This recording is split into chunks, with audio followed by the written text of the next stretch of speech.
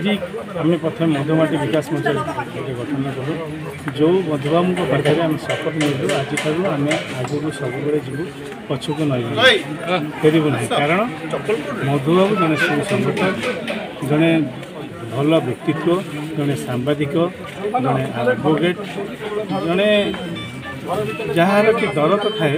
ओडिशा को बचाइवाई जे ओडिशा भाषा को जी बचाई ताठर बड़ लोक कहीं ओडिया भाषा जो भूली जाऊला रत्न को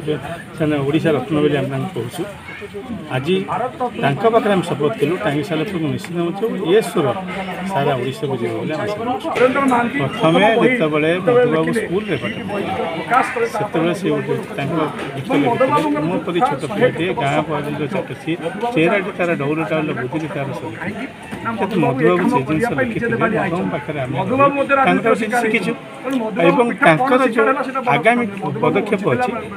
मधुबाबू पाठ आगे लगे।